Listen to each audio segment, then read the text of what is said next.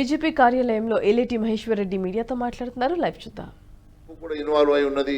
ఖచ్చితంగా దీంట్లో సిబిఐయా ఈడీయా మేము ఖచ్చితంగా దీన్ని సిబిఐకి రాస్తాం. నేను కూడా కేంద్ర ప్రభుత్వానికి లెటర్ రాస్తాం. మరి ఎట్టి పరిస్థితుల్లో దీని మీద మరి సిబిఐ ఎంక్వైరీ పెట్టిస్తాను. మీరు కాదు క్రిమినల్ కేసులు పెట్టించేది, మీరు కాదు మా మీద లీగల్ యాక్షన్ తీసుకునేది.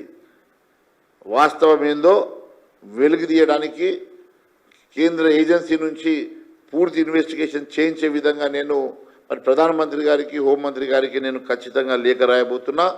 మరి దీనికి సంబంధించినటువంటి ఎవిడెన్సెస్ కూడా పూర్తిగా మీరు ఇచ్చిన జీవోలు కానివ్వండి, మీరు ఇచ్చిన కరెస్పాండెన్స్ కానివ్వండి, మీరు ఇచ్చిన టెండర్ నోటీసెస్ కానివ్వండి, మీరు ఇచ్చిన ఫ్లోట్ చేసినవి కానివ్వండి, గతంలో ఇచ్చినటువంటి కరెస్పాండెన్స్, కేంద్ర ప్రభుత్వం రాసినటువంటి ఎక్స్టెన్షన్ లెటర్ కానివ్వండి, ఇవన్నీ కూడా కేంద్ర ప్రభుత్వంకి మీకున్న కరెస్పాండెన్స్ దగ్గర నుంచి జీవోల వరకు పూర్తిగా నా దగ్గర ఆధారాలతో సహా నేను ఇవన్నీ కూడా నేను మరి నేను ఇవ్వబోయేటువంటి బహిరంగ లేఖ ముఖ్యమంత్రి గారికి ఒక కాపీ పంపిస్తూ కేంద్రానికి కూడా ఒక కాపీ పంపించబోతున్నా. ఖచ్చితంగా దీంట్లో సిబిఐ ఎంక్వైరీ జరగాలని నేను కోరుతా ఉన్నాను. లేని పక్షంలో ముఖ్యమంత్రి గారికి చిత్తశుద్ధి ఉంటే నిజ నిర్ధారణ కమిటీ ఏమనండి. ముఖ్యమంత్రి గారికి దీని మీద చిత్తశుద్ధి ఉంటే ముఖ్యమంత్రి గారు దీని మీద మరి ఒక హైకోర్టు జడ్జితో కానీ, సిట్టింగ్ జడ్జితో కానీ, లేక రిటైర్డ్ జడ్జితో కానీ ఒక మరి కమిటీ ఏమనండి, మరి నిజ నిర్ధారణ కమిటీ ఏమనండి. మేము నిరూపించడానికి సిద్ధంగా ఉన్నాం. లేదంటే నేరుగా మేము సిబిఐకి కూడా రాయబోతున్నామని తెలియజేసుకుంటూ ముఖ్యమంత్రి గారికి కూడా ఈ బహిరంగ లేఖను ఇమీడియట్గా పంపించబోతున్నాను.